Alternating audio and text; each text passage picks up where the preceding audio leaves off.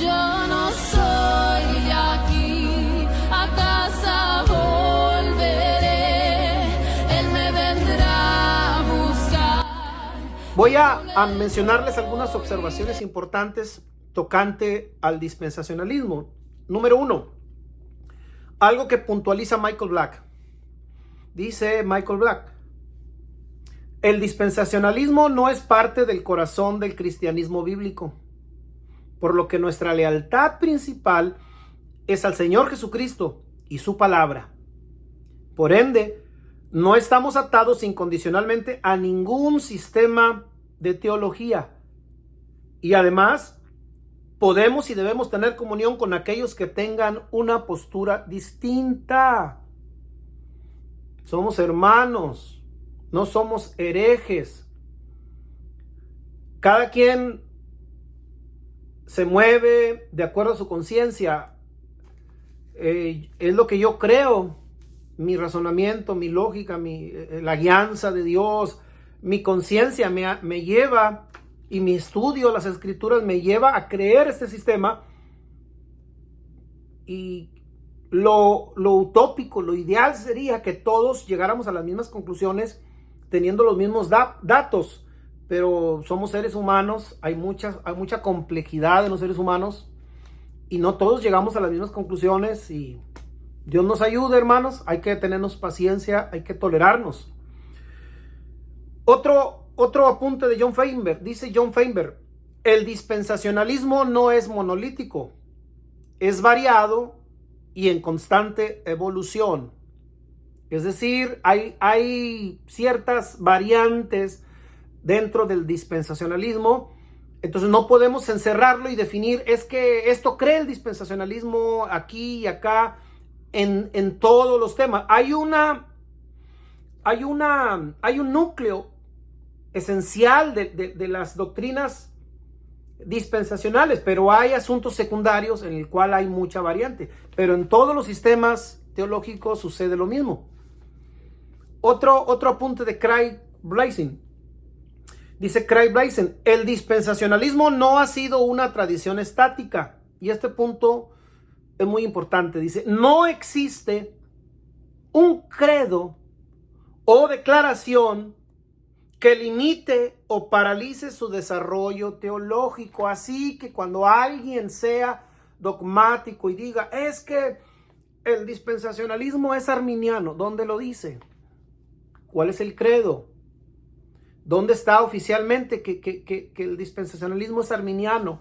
¿O que el dispensacionalismo es calvinista? ¿O que el dispensacionalismo es antinomiano? ¿Que el dispensacionalismo es así y asá, o es antipentecostal? No hay una declaración oficial al respecto. No es cierto. Pero sigamos adelante. Entonces tenemos que tomar en cuenta esas observaciones que nos van a ayudar en este estudio. Vamos a hablar algo acerca de su origen. Quiero decir algunas cositas acerca de su origen.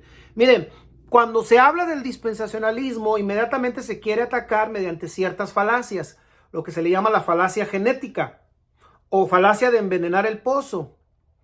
Inmediatamente lo que se dice es: el dispensacionalismo no puede ser verdad porque es nuevo. Eso es una falacia histórica, genética. Porque la verdad no es verdad por su antigüedad, la verdad es verdad porque es verdad en sí misma. Si ese fuera el caso, hay doctrinas cerradas que son más antiguas. El zoroastrismo es mucho más antiguo que cualquier enseñanza y es mentira. Entonces, muchos padres de la iglesia que pueden decir que son antiguos, pero enseñaban cosas incorrectas, cosas que no estaban bien. Entonces, aunque su enseñanza tiene mucha antigüedad, pero no tiene nada que ver, es mentira. Pero algo que se dice también de una de las falacias en cuanto al origen para atacar es, lanzan una sombra sobre la figura de uno de sus figuras prominentes dentro de los orígenes del dispensacionalismo, que es: el dispensacionalismo lo inventó John Nelson Darby en el siglo XIX, allá por el 1800. Y ya Ya con eso creen que derrumbaron de una manera lógica, argumentativa al sistema, cuando simplemente están dando un dato que no afecta, es intrascendente, es irrelevante. ¿Por qué es irrelevante? Bueno, porque aunque se puede trazar una relación histórica con la figura de John Nelson Darby, porque John Nelson Darby se puede decir que tiene un papel, un rol, porque fue el primero que sistematizó algún sistema con varias dispensaciones, y fue uno de los primeros que promovió esa diferencia entre Israel y la iglesia. Entonces, y fue un hombre muy impactante, fue una figura muy impactante. Entonces se puede decir que John Nelson Darby fue el principal promotor, junto con la Biblia de Scofield. Pero hermanos, eso no afecta al sistema. ¿Por qué? Porque la verdad antecede a cualquier hombre, la verdad está ahí. Y los hombres solamente ven y la plasman en la escritura, en sus escritos, pero las enseñanzas están en la Biblia, las enseñanzas están en la escritura, no son de dominio de un hombre, no son invenciones de un hombre. Cuando la verdad está en la escritura, ahí está la base. Por un lado, tenemos que irnos a la historia de la iglesia y podemos ver cuántas doctrinas se desarrollaron, pero con el correr de los siglos, no inmediatamente. La cristología, la Trinidad, tuvieron que pasar siglos para que se pudieran definir. Entonces, el tiempo no es un factor que determina la veracidad de una doctrina. Ahora, por otro lado, amados hermanos, John Nelson Darby, aunque simplemente se lanza esa acusación como si fuera una bola de fuego, una bola rápida que nadie la puede batear. Pero no, John Nelson Darby no es alguien que nosotros podamos sentir alguna vergüenza. John Nelson Darby no fue cualquier personaje. Miren, hay un escritor, se llama James D. Facio, que nos habla y nos dice que John Nelson Darby ha sido catalogado no por uno y no por dispensacionalistas solamente, sino por varios historiadores como uno, o como no solamente el padre del dispensacionalismo, aunque a algunos no les gusta esa denominación, pero vamos a aceptarlo. Pero no solamente se le puede considerar como el padre del dispensacionalismo, sino se le cataloga como el padre de la segunda reforma, de la reforma en Irlanda.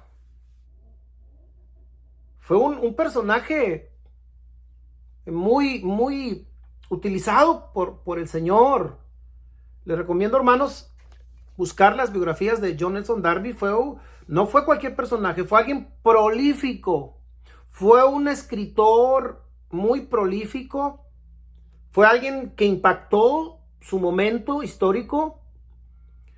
Se dice que tiene varias traducciones. O sea, que era un erudito. Dice que hizo traducciones del Nuevo Testamento y del Antiguo Testamento al alemán, al inglés y al francés. No era cualquier personaje. Y mire, fíjese lo que dice el historiador, por aquí tengo el nombre, Donald Atkinson.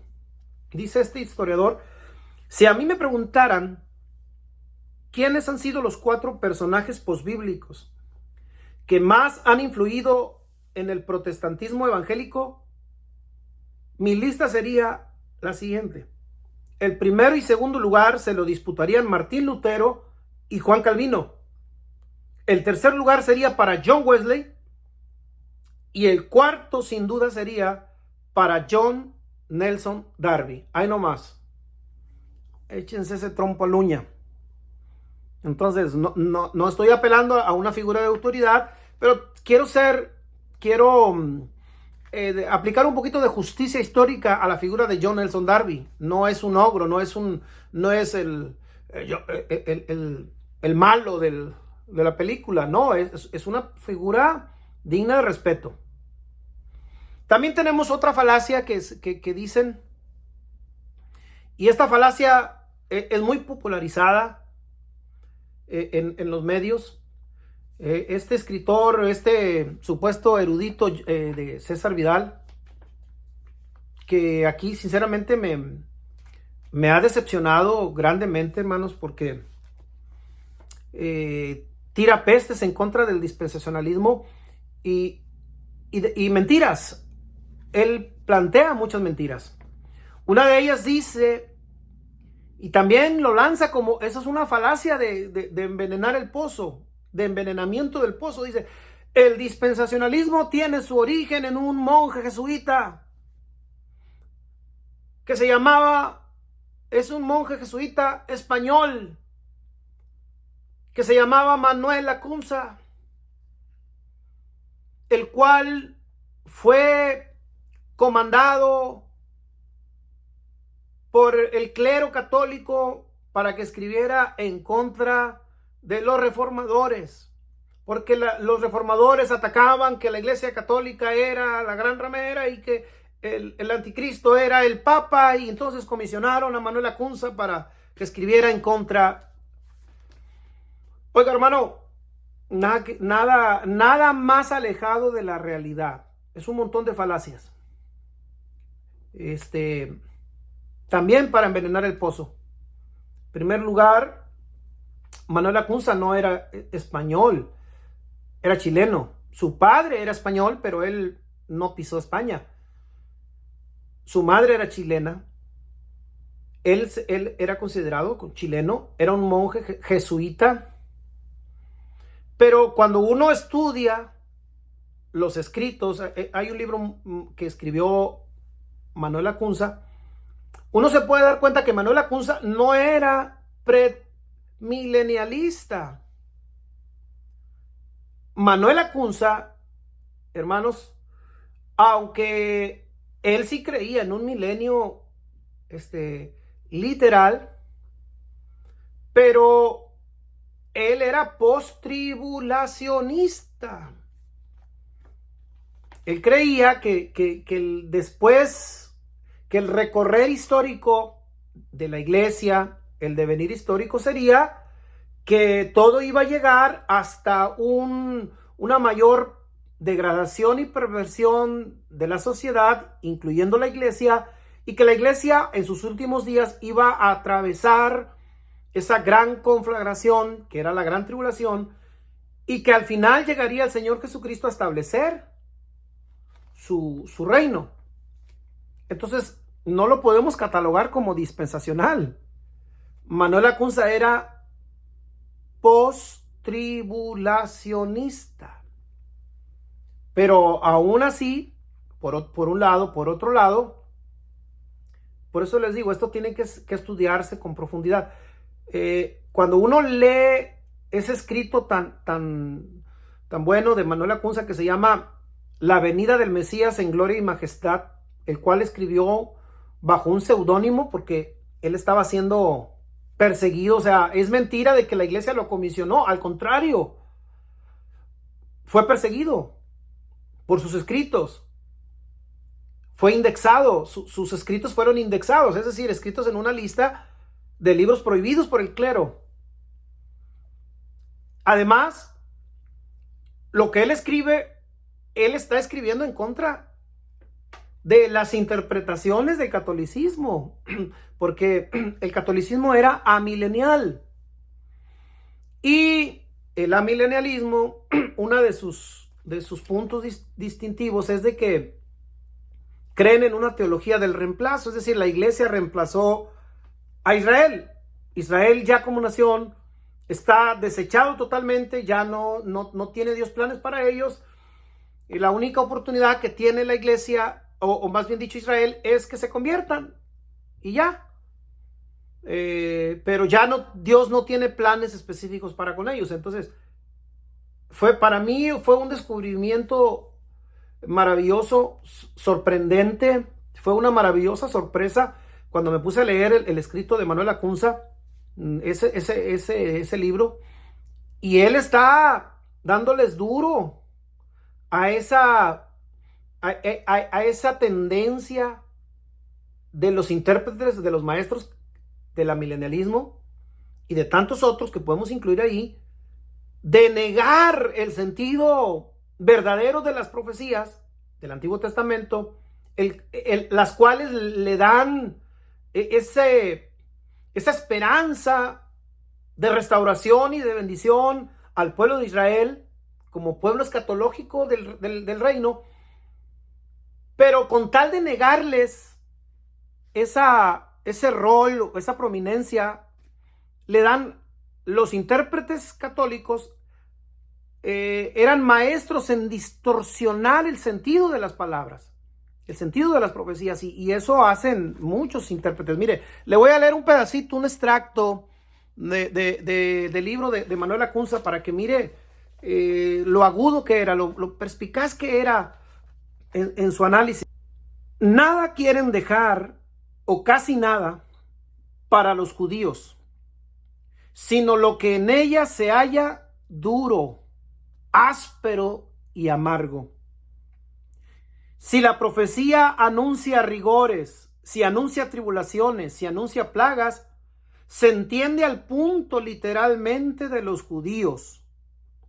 No hay en este caso por qué disputarles lo que es suyo. Mas, si anuncia favores y misericordias, máximamente, si estas son grandes y extraordinarias, entonces ya no puede entenderse literalmente de los judíos, sino alegóricamente de los cristianos. Y si, como sucede frecuentísimamente, una misma profecía, hablando nominalmente de los judíos y con los judíos, anuncia lo uno y lo otro, primero castigos, severidad y rigor, después misericordia y beneficios, dice, en este caso se deberá partir la profecía en dos partes, como se parte una herencia entre dos buenos hermanos, dando la primera parte a los judíos, es decir, los rigores, lo feo, lo duro, y la segunda a los cristianos. Y todo esto con toda sinceridad y con toda muestra de rectitud y justicia, como les parece, observan cuando dan la parte favorable solo a los cristianos. Esa es la incongruencia de muchos intérpretes, hermanos. Sí, dicen ellos, el Antiguo Testamento está lleno de profecías a favor de Israel, pero ya no. Y ya no la podemos interpretar literalmente. Bueno, eso es algo del extracto del libro de Manuel Lacunza, La venida del Mesías en gloria y majestad. Es decir, no se crean cuando escuchen a alguien denostar, hay que investigar, hay que tener reserva y no hacer caso. César Vidal sinceramente miente. Después dice que Scofield la Biblia de Scofield fue financiada por el lobby judío sin dar ningún dato, ninguna prueba. Entonces, hermanos, no la creamos.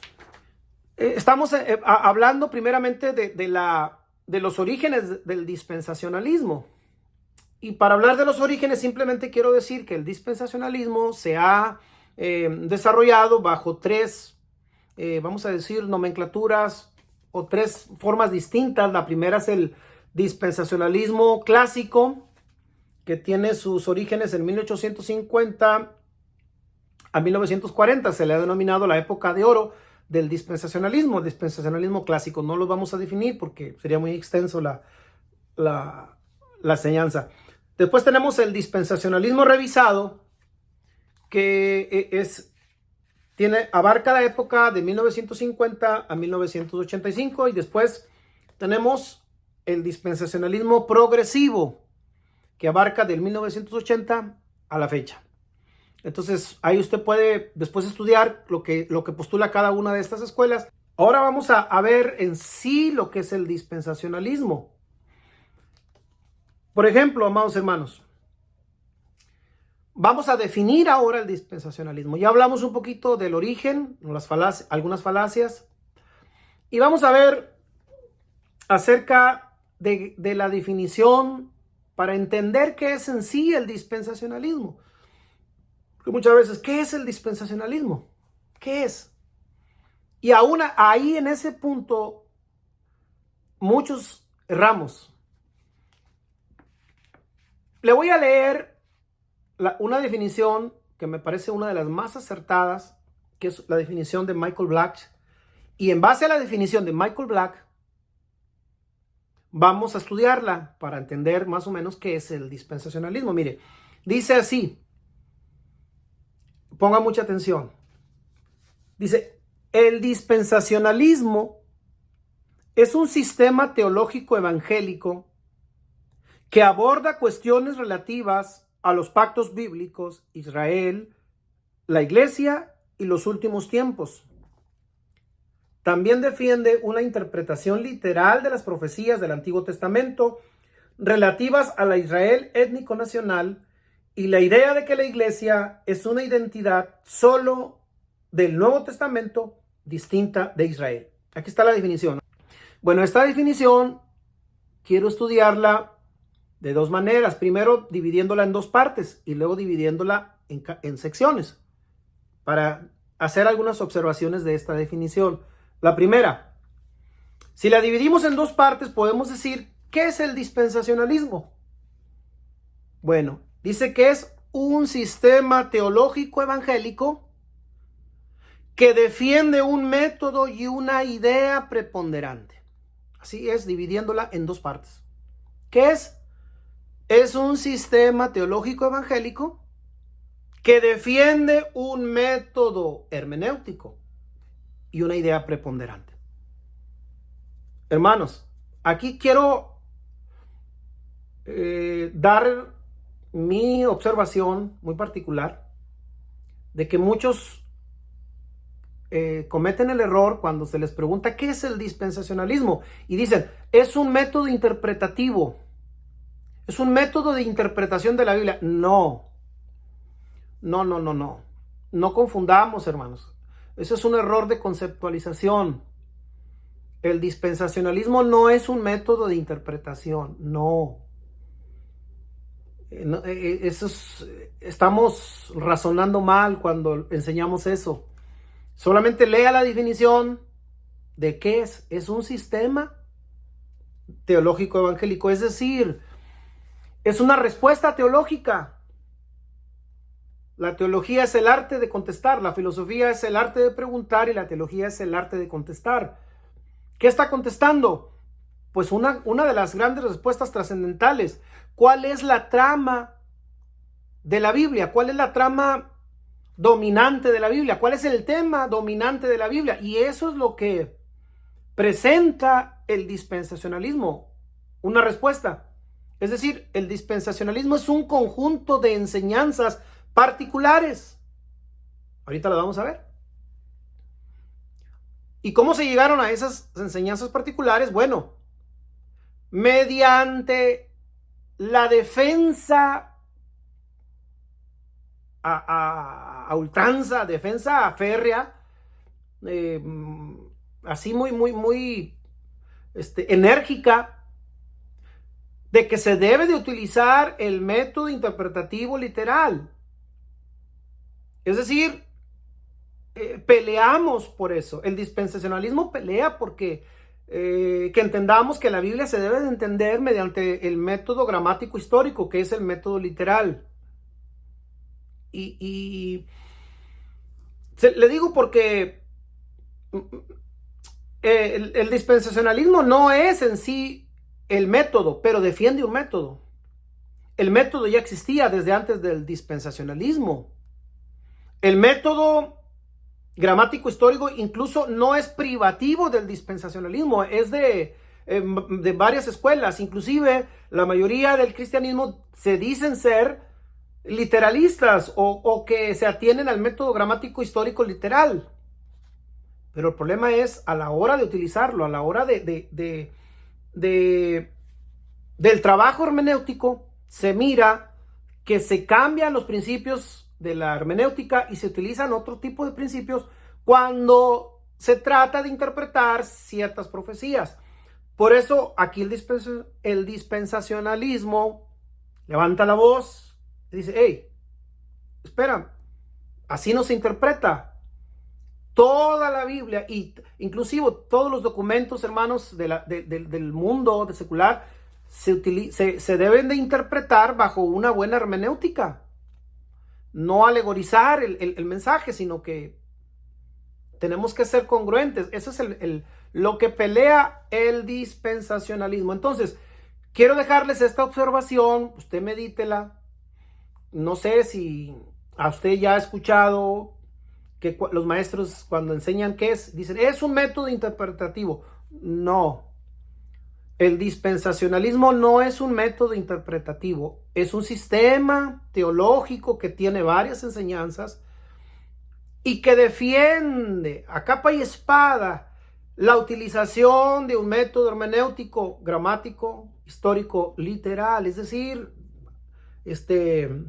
levanta la voz y dice, así se debe de interpretar, así interpretamos. Entonces ahí tenemos la definición dividida en dos partes. Prosigamos. Ahora vamos a dividir esa misma definición, pero en partes más pequeñitas para ser un poquito más exhaustivos. Mire, número 1, dice la definición de Michael Black. ¿Qué es dice un sistema teológico evangélico? Aquí está el marco en el cual está inserto el dispensacionalismo. El dispensacionalismo no es ajeno al evangelicalismo. Inclusive se puede decir que es muy evangélico. Es muy fundamental. No es hereje, no es mormón, no es de los testigos de Jehová, no. El dispensacionalismo es afín a toda la rama ortodoxa del cristianismo. El dispensacionalismo cree en la Trinidad, cree en los grandes credos cristológicos, creemos en la soteriología tradicional, que Cristo es el Salvador y el hombre es solamente salvo por creer en Jesucristo. Creemos en la necesidad de la salvación y la necesidad de la santidad y somos evangélicos. Entonces eso es número 1. Número 2, ¿de qué trata las enseñanzas? Bueno, aquí está una de la esencia del dispensacionalismo. ¿Qué enseña? ¿Cuál es la propuesta del dispensacionalismo? Bueno, la propuesta fundamental del dispensacionalismo es que el dispensacionalismo aborda una respuesta a la pregunta de cuál es la trama bíblica. Ese es el kit de la enseñanza dispensacional. ¿Cuál es la trama bíblica? Y la mayoría de los dispensacionales creemos que la trama bíblica se centra en el reino de Dios. A lo largo desde el Génesis al Apocalipsis, la Biblia nos presenta la intención original de Dios, que era establecer su reino a través de un intermediario. Dios iba a reinar, Dios quería reinar, establecer un reino a través de un regente, que ese regente es el hombre. El hombre falló, pero el hombre recuperará ese rol mediante el segundo Adán, que es Cristo Jesús. Esa es la trama bíblica. Es decir, la trama bíblica no se centra solamente en la salvación del hombre, va más allá. La trama bíblica va a la restauración de los propósitos primigenios de Dios, que era establecer su reino. Y ahí va el hombre, es decir, Dios no solamente salva al hombre para salvarlo, sino Dios salva al hombre para que gobierne, para que reine. Y el hombre, al final, en la consumación, cuando Cristo instaure su reino, pues el hombre estará gobernando. El fin último del hombre, el fin último de Dios para el hombre no es solo que sea salvo, sino que reine sobre la creación de Dios para su gloria. Alabado sea el nombre del Señor. Ese es el segundo lugar. Ahora, en tercer lugar, que ya hablamos un poquito de eso, pero voy a hacer otras observaciones. En tercer lugar, el dispensacionalismo defiende un método interpretativo, que es el método literal de las profecías del Antiguo Testamento. Lo que se le ha denominado, aparte de que se le denomina método gramático histórico o literal, que son sinónimos, también se le ha denominado método originalista, es decir, la intención original del autor. Y aquí también, hermanos, si de algo se agarran los antidispensacionalistas, es de esto, de cómo creen ellos que utilizamos el método gramático histórico literal. Ellos creen que nosotros somos literalistas rígidos, extremos. Ellos creen que cuando la Biblia dice, que Jesús dice, yo soy la puerta, que nosotros creemos que literalmente Jesús es una puerta. Pero ese es un error craso, de grado. ¿Por qué? Porque la interpretación gramático-histórica toma en cuenta la gramática, todos los contextos o el marco, los parámetros en los cuales se inserta cada contenido de comunicación, cada contenido de comunicación, ya sea oral, verbal o escrita, hermanos, o no escrita, está dentro de ciertos marcos que son la gramática, que es el marco histórico y el marco literario. Es decir, así nos comunicamos, eso es lo normal. La gramática tiene que ver con las palabras, el significado de las palabras. Y la sintaxis de esas palabras, cómo están organizadas en una oración. Y esa oración, cómo está, qué relación tiene con el contexto en el cual está escrito. Eso es la sintaxis. El marco histórico es que cuando se da un mensaje, se da en un tiempo determinado, no se dan en el Nilo, en el nihilismo o en el vacío. Tiene una datación histórica, lo cual pues le da un marco referencial que nos dice cómo se hablaba en esa historia, en ese tiempo histórico, qué significaba esas palabras en ese contexto. Y el marco literario pues es el género, género poético, narrativo, histórico, los salmos, apocalíptico, profético. Entonces, el método literal da cuenta de estos marcos y no los ignora. No, el método gramático histórico, hermanos, el literal, toma en cuenta las figuras de dicción, las metáforas, los símiles, los tipos. Entonces, ¿qué es lo literal? Bueno, lo literal simplemente es entender cuál era la intención del autor, es decir, qué nos quería decir el autor, y ese es el mensaje literal. Ese mensaje literal está dado en ocasiones mediante metáforas, mediante analogías, mediante figuras de dicción, pero esas figuras de dicción tienen referentes literales.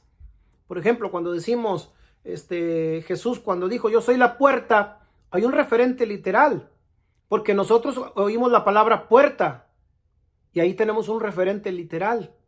Sabemos lo que es una puerta y en base a eso establecemos la relación tipológica o la relación metafórica y entendemos lo que el Señor estaba tratando de decir y llegamos a la conclusión del mensaje. ¿Qué es el mensaje? Cristo nos estaba diciendo que solamente a través de Él podemos entrar a una vida de salvación. Y eso lo entendemos, pero se difama, se nos dice que somos literalistas extremos, que nosotros creemos que cuando la Biblia dice me rodearon fuertes toros de Bazán, que creemos que son toros. Bueno, esa es una falacia de absurdo. Esa es una falacia, o se podría decir falacia de hombre de paja, más bien. No es cierto, no creemos eso. Pero bueno, hermanos, el asunto está de que los amilenialistas y los postmilenialistas defienden también el método gramático, histórico, literal. Solamente que cuando se trata de las profecías, cuando se trata de todo ese conjunto de profecías a favor de Israel, ahí ya no utilizan el método normal, sino que le dan un sentido metafórico. Entonces el dispensacionalismo está en contra de esa incongruencia o falta de consistencia en la utilización del método literal. Sigamos adelante, hermanos. Otra de las características, número 1, dijimos que es el dispensacionalismo, un sistema teológico evangélico. Número 2, aborda la cuestión principal de la trama bíblica, que es el reino de Dios, mediante el estudio de los pactos bíblicos, Israel, la iglesia y los últimos tiempos. Ese es el número 2.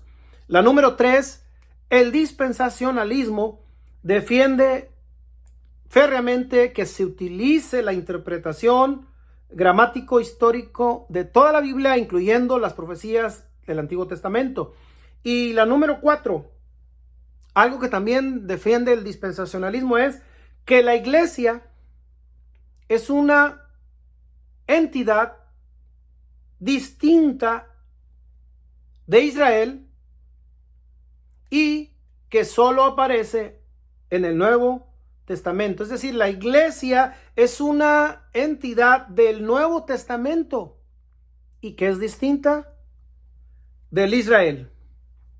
¿Qué es lo que creemos nosotros? Bueno, nosotros creemos que la iglesia es un misterio que solamente se dio a conocer en esta dispensación.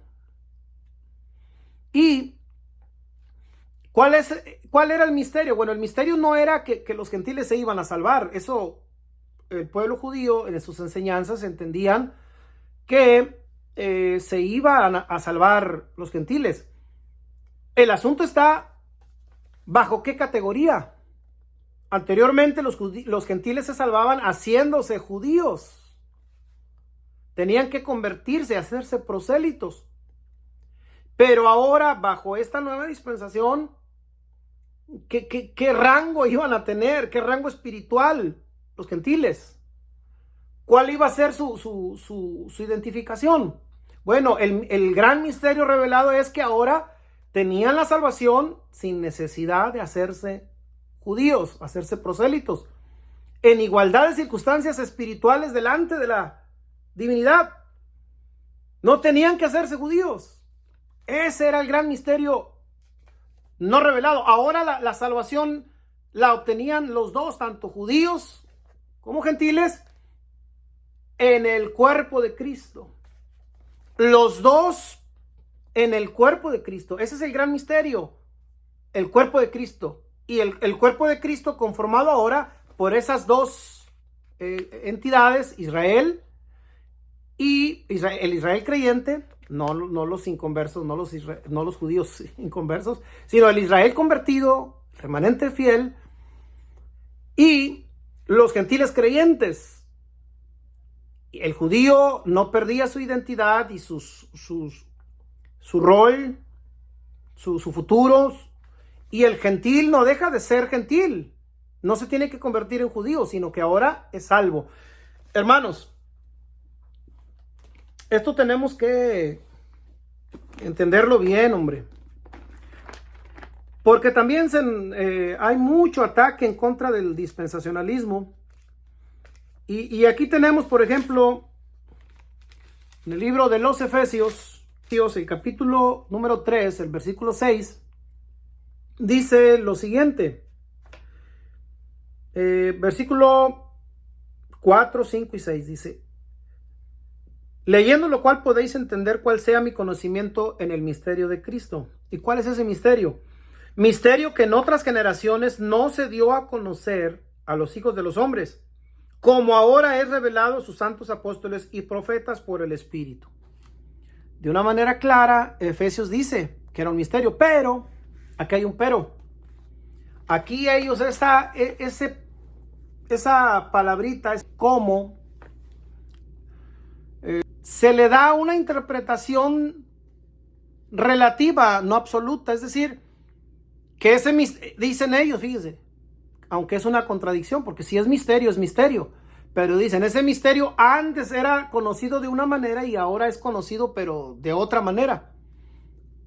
Ellos dicen que cuando la palabra dice cómo, es una comparación, que está diciendo, el sentido es, antes se conocía poco, pero ahora se conoce más, lo cual es, en primera es un absurdo. Miren, aquí tengo algunas traducciones que dan un sentido claro a la palabra. Dice, misterio que no era conocido, como ahora que fue quitada la cubierta. Aquí hay otra traducción, dice, este misterio que en otras generaciones no se dio a conocer a los seres humanos. Dice, ahora es revelado por el Espíritu. Aquí de manera clara esta traducción dice que no era conocido. Ahora, hermanos, la Biblia es clara, y una regla interpretativa es que la misma Biblia se interpreta a sí misma. Y mire, el versículo 9 dice, Efesios capítulo 3, versículo 9, dice, y de aclarar a todos cuál sea la dispensación del misterio escondido desde los siglos en Dios, que creó todas las cosas. No se había revelado. Aunque nos acusen y digan, no, es que los dispensacionales, aquí dice bien claro, misterio que estaba escondido. Ahora, esa es la razón por la cual la salvación en masa de tantos gentiles, la salvación de Cornelio y su casa, causó esta conmoción en los apóstoles, en la iglesia primitiva. Porque como no estaba revelado bajo qué condición, no sabían qué hacer. Tuvo que convocarse un concilio. Está en Hechos capítulo 15.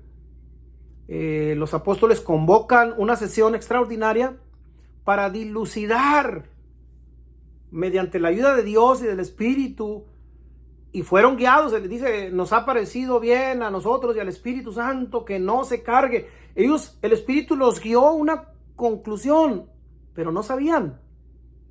¿Por qué? Porque no estaba revelado que ahora iba a haber un grupo en igualdad de circunstancias espirituales.